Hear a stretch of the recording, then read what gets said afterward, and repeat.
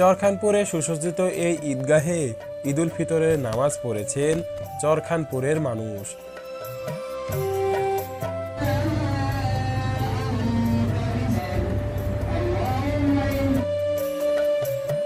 চরখানপুরে এই গরমে বালুর উপর দিয়ে হাঁটাতে অনেক কষ্ট দেখছি।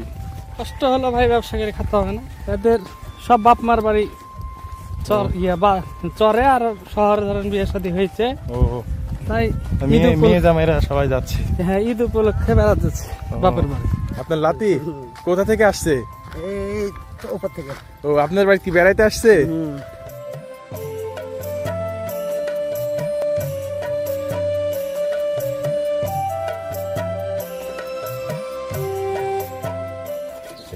এটা কি মাছ ভাই? এটা হচ্ছে পিওলি মাছ ভাই। পিওলি? এটা নদীর মাছ তো না? হ্যাঁ, নদীর মাছ ভাই। আপনি ধরেছেন নাকি? আমি ধরে নিয়েছি।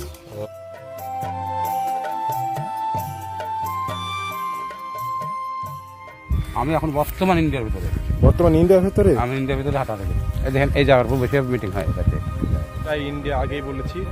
আর এই যে এই বাঁধঝাড়, এখানে কিন্তু যৌথ টহল হয়, অর্থাৎ ইন্ডিয়া বাংলাদেশ বিজিবি এবং বিএসএফ যৌথ টহল হয়।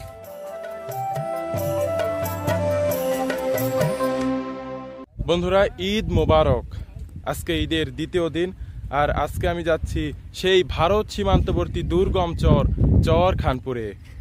গতকালের ঈদ চরখানপুরের মানুষদের কিভাবে কাটলো এবং এই উত্তপ্ত গরমে চরখানপুরের মানুষ কিভাবে সংগ্রাম করে বসবাস করে, সেটাই আজকের ভিডিওতে তুলে ধরব। নদীর পাশের এই কুঠিরটি নামাজের জন্য নির্ধারিত হলেও খেয়া পারাপারের নৌকার জন্য অপেক্ষাকৃত চরখানপুরের বাসিন্দাদের খানিক সময়ের বিশ্রামের ঘর হিসেবেই বেশি কাজে আসে।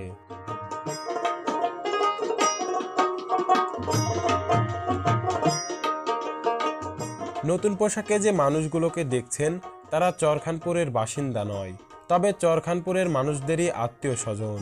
ঈদের এই খুশির দিনে এই মানুষগুলো যাচ্ছে চরখানপুরে তাদের আত্মীয় স্বজনের বাড়িতে বেড়াতে।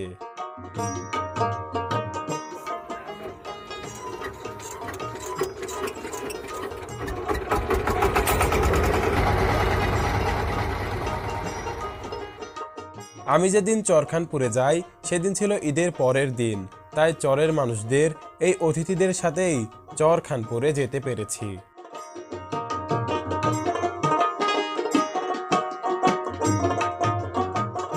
নদীর পানি এ সময়ে টলটলে আর উজ্জ্বল। যদি চরখানপুরের মানুষদের ভাগ্যও এমনই উজ্জ্বল হতো।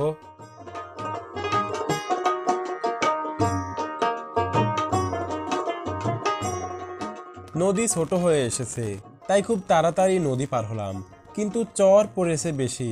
এই রোদ গরমে অনেক পথ হাঁটা লাগবে, ভয় তো এই একটাই।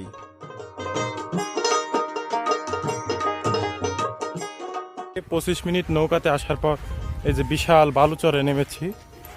চরখানপুরের মানুষদের অনেক আত্মীয় স্বজন যাচ্ছে তাদের বাড়িতে বেড়াতে, তো তাদের সঙ্গে যাচ্ছি চরখানপুরে।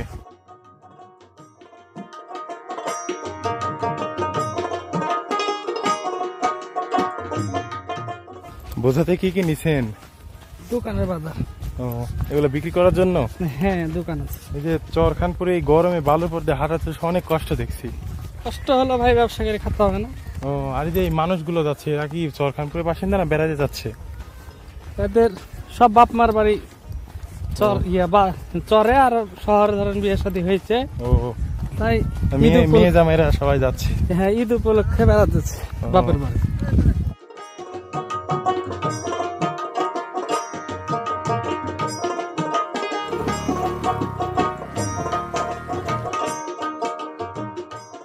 গ্রামে ঘুরতে যাচ্ছে, কেউ চরে কুটুম আছে না, হ্যাঁ হ্যাঁ। শ্বশুর বাড়ি যাচ্ছে, ও, কেউ বিটির বাড়ি যাচ্ছে। ও, আর কতক্ষণ লাগবে? অনেক হাঁটলাম তো।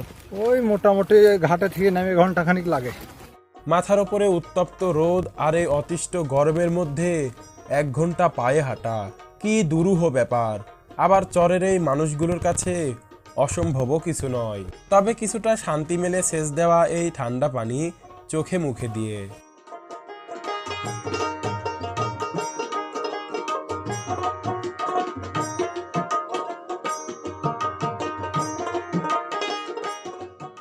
অনেক হাঁটার পর এই যে চরখানপুরের কাছাকাছি চলে এসেছি।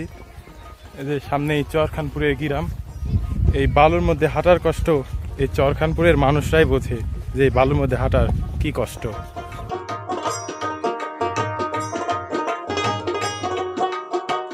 অনেক কষ্টে দুর্গম চর পার হয়ে চলে এলাম চরখানপুরে। চরখানপুরের এই জায়গাটি বরাবরই আমার কাছে অনেক সুন্দর লাগে।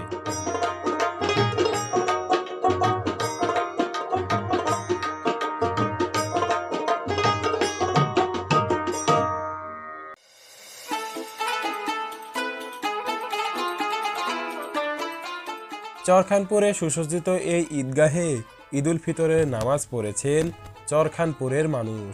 এই চরের সুন্দর মনের মানুষগুলোর মতো করেই সুন্দরভাবে ঈদগাহটি সাজানো হয়েছে।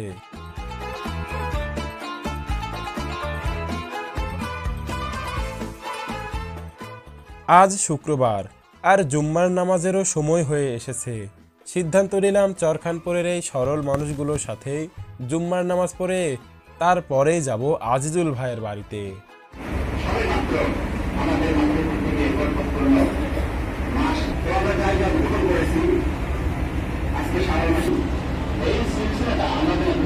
এরকম একটা দুর্গম চরেও যে এমন সুন্দর অবকাঠামো বিশিষ্ট একটি মসজিদ, এটি সত্যি একটি ভালো লাগার বিষয়।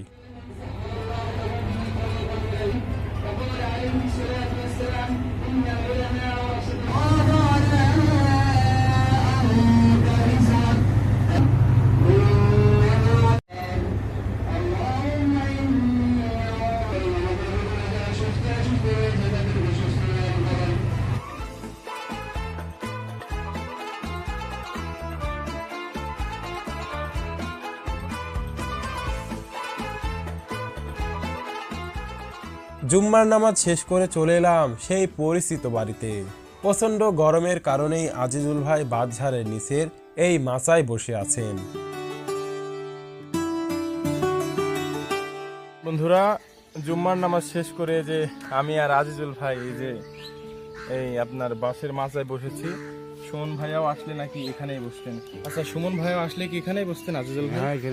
এখানে বসে কি করতেন সুমন ভাইয়া? ও এসে কি বসে গল্প করে।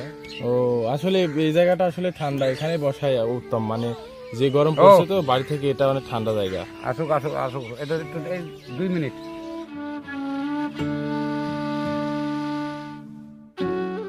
বন্ধুরা, এই যে আমি এসেছি শুনে খালা ছুটে এসেছেন, ইনি আজিজুল ভাইয়ের মা। কেমন আছেন খালা? ভালো আছে। ও, এবারে ঈদ কেমন কাটলো? ভালো।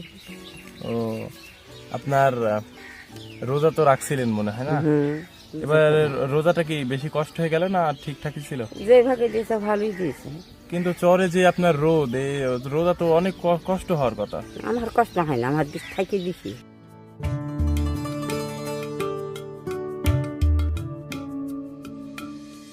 বন্ধুরা, এই যে আজিজুল ভাইয়ের বাসায় আসার পর জুম্মার নামাজ পড়লাম, শেষ করে ওই যে বাসের ধারে বসেছিলাম, বাড়িতে ঢোকা হয়নি। এবারে প্রথম বাড়িতে ঢুকছি। যে ভাবি আমাদের জন্য খাবারের ব্যবস্থা করে রেখেছেন, এই যে ভাবি। আর এই যে এটি হচ্ছে আমাদের আজিজুল ভাইয়ের মা। আর এই যে দেখুন, আজিজুল ভাই আমাদের খাবারের ব্যবস্থা করে দিচ্ছেন, সবকিছু প্রস্তুত করছেন।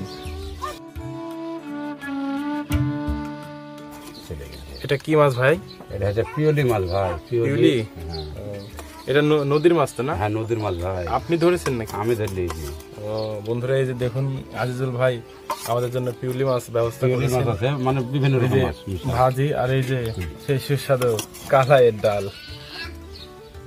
বন্ধুরা, এই যে আজিজুল ভাইয়ের বাড়িতে এসে এই প্রথম এই যে আমি পিওলি মাছ দিয়ে ভাত খাচ্ছি, এটা খুবই সুস্বাদু। আজিজুল ভাই নিজেই এই মাছ নদীতে ধরেছেন, তারপরে এই যে ভাবি সেই সুস্বাদু হাতে রান্না করেছেন এই পিওলি মাছ। এরকম আতিথেয়তা আজিজুল ভাইয়ের বাড়িতে নতুন কিছু নয়। পরিচিত কিংবা অপরিচিত যে কোনো মানুষই তাকে অনুসরণ করে চরখানপুরে আসলে তিনি যতটুকু পারেন আপ্যায়ন করেন।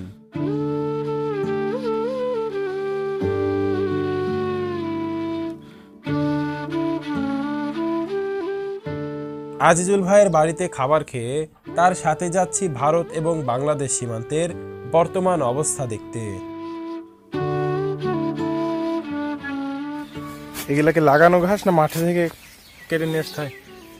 না এগুলা এই ধানের ঘর, ও আলের ঘাস, লাগাইনি ঘাস না।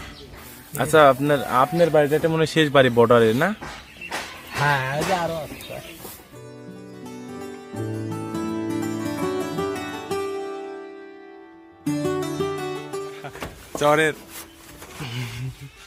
চরের মানুষ খুবই আন্তরিক। কেউ যদি ভুল হয়ে ওই ভারতের মধ্যে ঢুকে যায় তাহলে কি হয়? ধরে লাই দিয়েছে, বিএসএফ ধরে নেই? ও, ধরে আটকে রাখে। আটকে রাখে? হ্যাঁ, সামনে আমাদের এই ক্যাম্পের খবর দেয় তা আপনার লোক ধরেছি। এখানে মারধর করে না তো? না, আমারিকে ছাড়ে, ধরলে মারবে।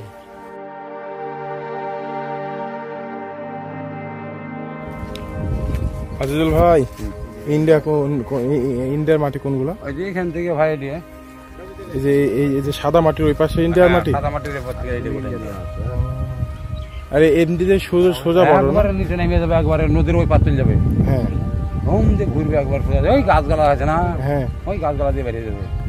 আর এই যে মাহাত দেওয়া দেখা যায়, আপনার টাওয়ার দেখতেছেন, হ্যাঁ। ওইটা হলো বাংলাদেশের। বাংলাদেশের টাওয়ার? হ্যাঁ, বাংলাদেশের টাওয়ার, ওই টাওয়ারটা হচ্ছে বাংলাদেশের। ও, একবার মধ্যে ঘুরপিয়ে একবার ভিতর ঢুকে আছে। বিএসএফ এদিকে টহল দেয় না? হ্যাঁ, যে বিএসএফ সব বসে। বিএসএফ বসে আছে? বাংলাদেশের মানুষকে যদি ভুলে যায় সমস্যা হবে নাকি? বাংলাদেশের মানুষ এসে চিতিয়াবাদ, যাওয়ার সাথে সাথে বুঝতে পারবে যে এখানে আমার আসছে আজরাই, তার আগে পালিয়ে যাবে। ও, এমনি আপনারা সাধারণ মানুষটা যে এদিকে আসা ঘুরে বেড়াবে, কিছু চলবে না।